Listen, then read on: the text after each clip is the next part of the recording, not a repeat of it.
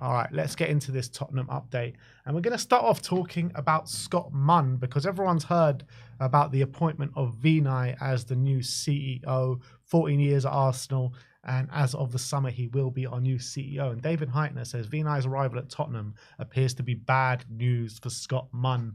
Dan Kilpatrick says Scott Munn has worked behind the scenes with a limited public profile, but he's made a number of significant changes at Spurs, including overhauling the medical and sports science department last summer.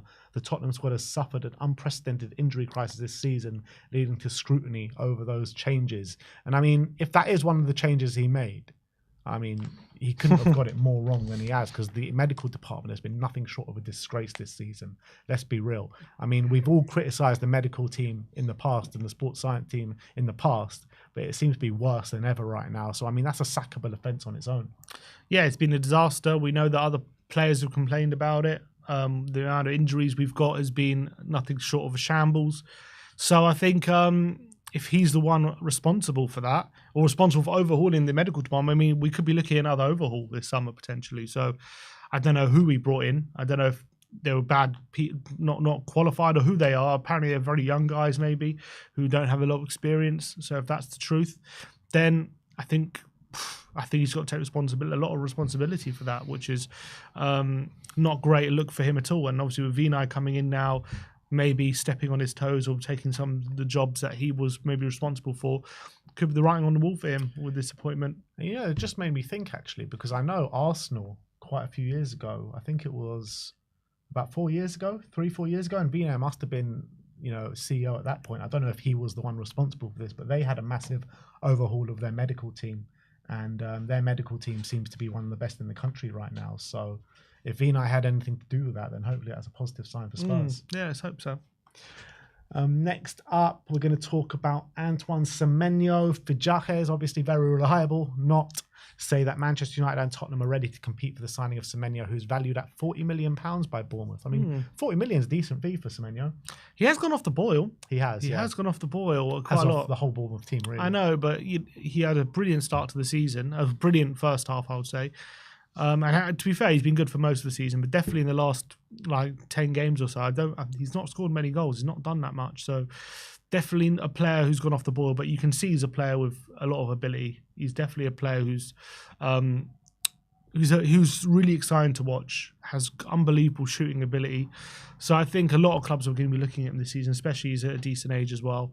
So I definitely think Spurs, it's kind of signing Tottenham will make, to be honest, but we'll see whether there's an appetite for him to leave Bournemouth and whether Tottenham stump up the cash. Yeah, Calcio Mercato claimed that Arsenal, Manchester United, Chelsea and Tottenham are all interested in Pietro Comuzzo, who has shone at Fiorentina this season, centre-back that has really kind of had a breakout season this year at Fiorentina, who are having a decent season. Yeah, and we could be looking for one if Romero's on his way out. I think there's a lot of rumours around us in centre-backs at the moment, so I wouldn't be surprised if we're looking for an option which is a bit under the radar, or are we going to go for the more expensive, obvious ones like Guehi and people like that? I'm sure if there's a chance for us to save a bit of money, we'll try and do it, knowing us. But yeah, I don't know too much about this guy specifically. Graham Bailey says that West Ham are trying to fend off London rivals Tottenham, Crystal Palace and Fulham to land Kyle Walker-Peters this summer.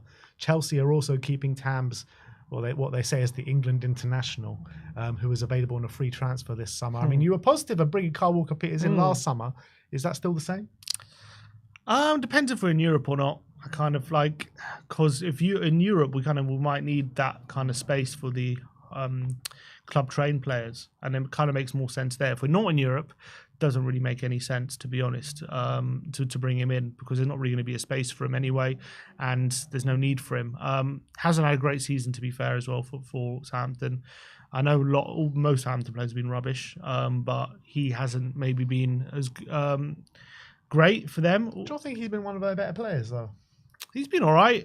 I think too often. Look, I guess it's hard to know whether it's him or it's the team itself, because they've just conceded so many goals and maybe he's lost a bit of confidence. I think there's a good player in there. I think there's a player who, as a backup, right back, kind of left back player, I don't think he's bad. I really don't.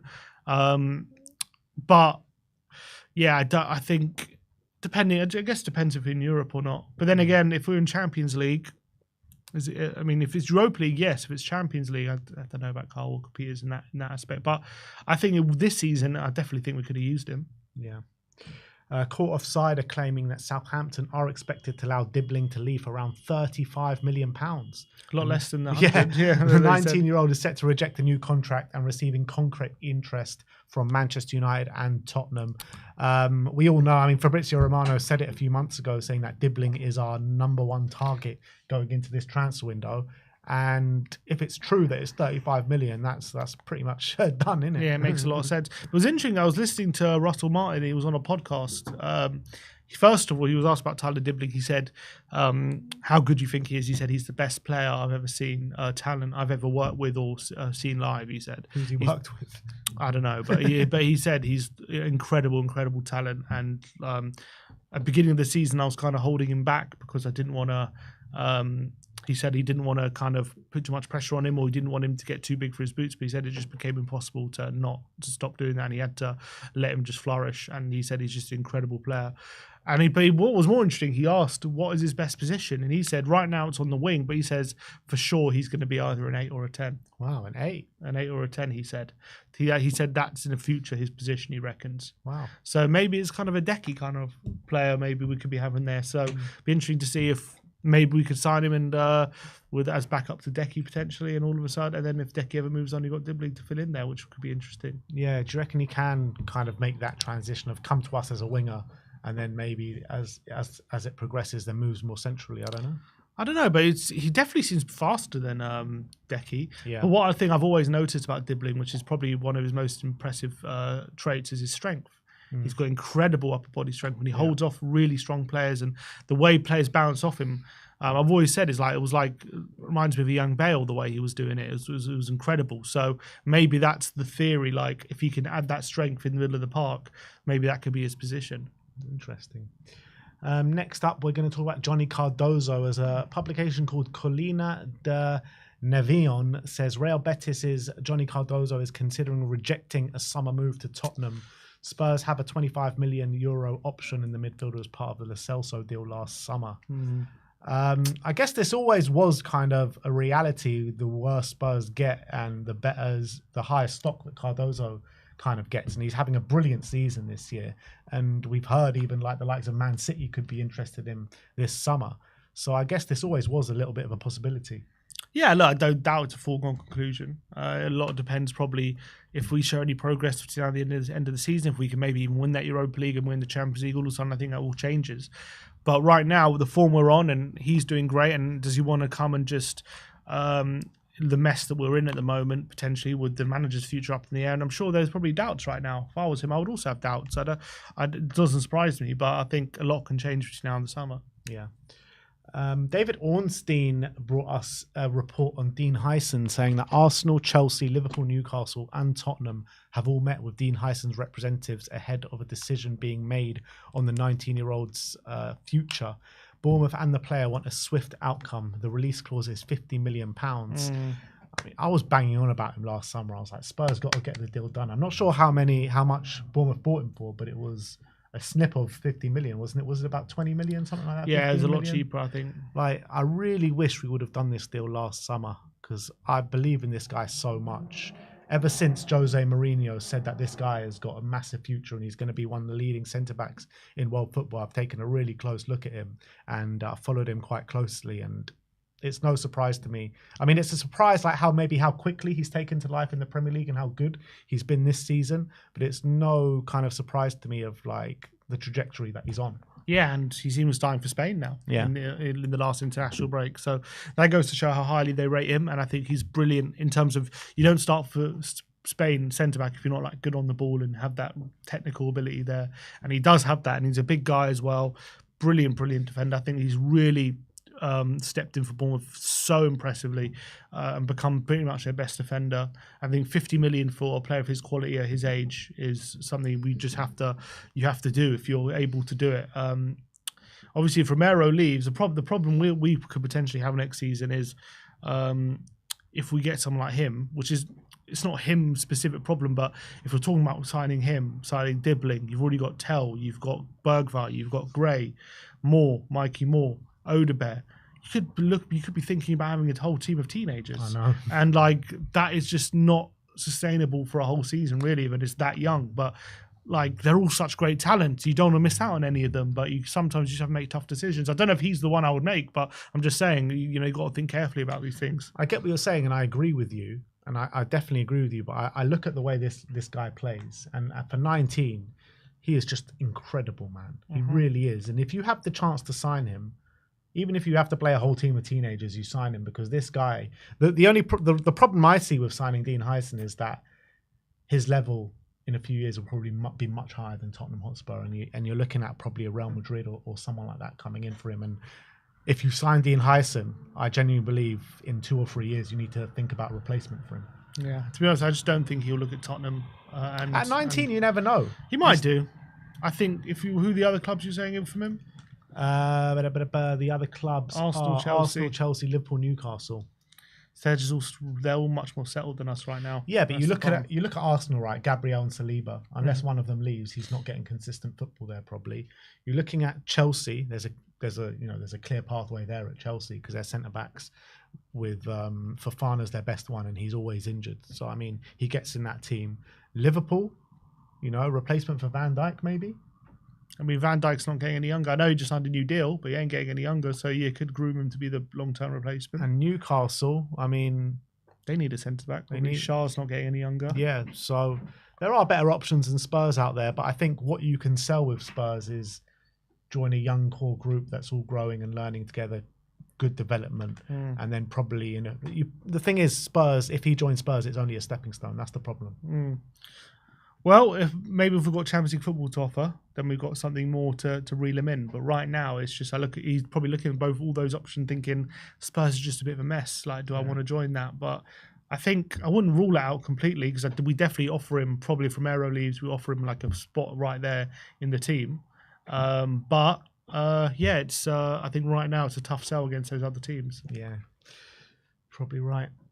Matisse Tell, Florian Plettenberg says that Tottenham are considering a bid to sign Matisse Tell permanently and are happy with the player. However, Spurs definitely want to renegotiate with Bayern and are not willing to activate the 50 to 55 million euro release clause. Tell has no future at Bayern and they would like to sell him this summer. I mean, we were talking about this the other day, weren't we? About a potential renegotiation. I said it's obvious we will. That's just classic Levy. He always goes for the renegotiation every time. So, I mean, it's mad, though, isn't it? Like, how his stocks kind of changed over the last year or even the last 2 years because, like, we tried to add him in the Kane deal when we sold Kane to them a couple of years ago and they weren't having any of it, none of it, And even when they played us in the pre-season friendly earlier on, beginning of this season, he was brilliant in that game. And you're thinking, wow, this guy is like the next best thing coming out of Bayern Munich. And now they're desperate to get rid of him. Yeah, well, I don't know why specifically they are, and it's a bit of a surprise that they want him out. But I think, look, the guy's still 19. He's got so much ahead of him. Just because if they want to sell him, maybe they just want the money and they want to reinvest it. Maybe they see him as a talented youngster who they've got a lot of good forwards and they can afford to sell him. Maybe that's that, and he wants to play. Or maybe there is a problem there. Maybe they're for some reason they're not actually convinced anymore by him. I don't know, but I just see I do see a talented player there who's very young and needs consistency, needs game time, and has got the world at his feet. I really believe that. So I, for one, would want him to stay. Obviously, there was a rumor going around, or aggregators were posting a story about CFC Bayern, as Christian Falk saying that he expects Tottenham not to agree the deal and to send him back to Bayern, but a lot of people running with it as if that was information, but it was only really an opinion piece by him, so it wasn't really information that he had. But it was all awash on social media, and actually it led to Alistair Gold asking Ange about it in his press conference because he was saying there are reports in Germany he's going to go back, and Ange said, "Don't believe everything you read," and he said, "You be careful. You have to make sure." He said, journalists double and triple checking their sources is long gone, and don't believe everything you read, and they're happy with him and he's a good player. But how many times have we seen Daniel Levy go in and renegotiate a fee, especially given the fact that he hasn't played as much as we would like and he hasn't lit up any trees? I'm I was confident knowing all that information. He wasn't going to go in and just pay the 50 million. He was going to renegotiate it. Yeah. But he's been successful in doing that on a number of occasions, to be honest. I think the Decky one, did he renegotiate that one? I'm not sure if he did. What other ones did he? Was it Lo Celso? No, what one? He definitely did some recently. He renegotiated a loan deal. What was it, Werner? It was Werner. Werner definitely did do that to get a lower because we had a release clause and we didn't want to pay it. Yeah. I think he's done it a few times, renegotiated. I wouldn't be surprised, to be honest, if we do on this summer, we do another kind of Decky style loan deal where it's this summer, it'll automatically be permanent if certain criteria are met, like goals scored, appearances, Spurs Champions get top League 4, football, all that's what we did with Decky. So I reckon that's the kind of deal we're going to go for, and maybe Bayern will go for it. Yeah, you're probably right, to be honest. But also, that does leave you open to potentially losing the player as well, because we do know that Frankfurt were interested in January, and potentially if they put money down on the table, can they go to that kind of fee? We don't know, but if a team, Chelsea apparently were back in for potentially. Chelsea were in for him as well, but other clubs could be in for him as well. So if Levy does go back to that negotiation table, and there is another club that are willing to just put money down instead of adding all these kind of clauses, there's a possibility of just not being able to get him. Yeah, true, and that's the way we work, and that's the risk we pay. Well, look, maybe not many teams are going to want to pay 50 million potentially. Maybe they will. I mean, in January, United definitely didn't want to. They only wanted a loan deal. Chelsea bought. It might not even be having to pay 50 million, because if Spurs are going to go back to the negotiation table and try and add all these clauses in, that someone else might be able to pay some certain amount of fee just straight instead of adding all these clauses in. You know what I mean? And that might be more valuable for Bayern. Potentially, or they could potentially get more money from us if he meets the clauses. If, though. It's always an if.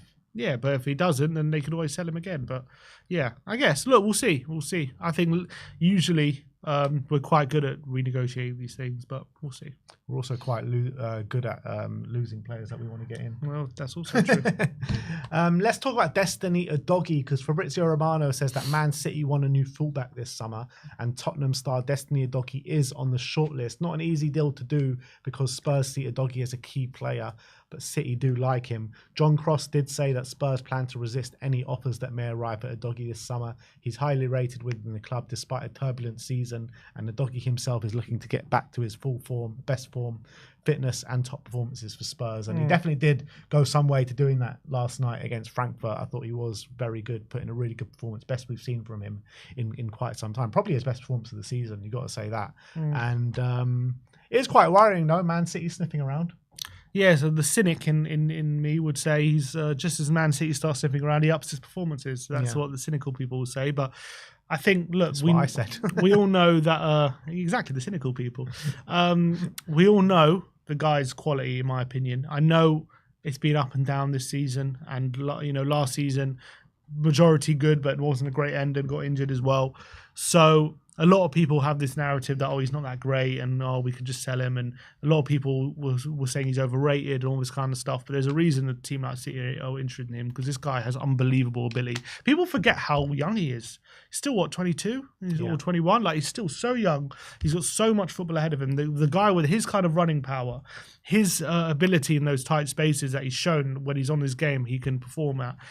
His ability in one-on-one defending situations as well is fantastic. And yes, there's maybe been too many times he's let crosses in and things like that, which he needs to work on. But the guy is still a very young defender. Think about where like Walker was at his age. Like, I remember there's a lot of people when Walker was a similar age wanted to sell him. Like, when he was Walker was out on loan, wasn't he? He was out on loan, and then when I remember that under Sherwood, everyone wanted him out. Everyone was saying he's rubbish. He had 2 seasons where he wasn't great. Yeah. Under AVB, he wasn't good. And Sherwood came errors, he wasn't good as well. And it took until Poch came, and everyone was like, okay. And then he really was great. So no doubt in my mind, Udogie is further along in his development at his age than Kyle Walker was. Yeah, I know. I'm just saying people criticize him so heavily because he's not in great form and stuff. But there's clearly such a great player in there. It's obvious to anyone. And I would hate to lose him to Man City. I think that would be terrible. Obviously, we have forming that. We lost Walker to City. We sold him for 50 million. I don't think we would sell him for 50. I think it would have to be a lot higher than that. But it's no probably surprise that if City come sniffing with the form we're in, I'm sure he'll have his head turned. That's the worry. That is the big worry. Obviously, he's young enough to say that, like, even if he's forced to stay, hopefully his performances don't drop. And it's not like this is his big chance because he's still so young. He's got many years ahead of him.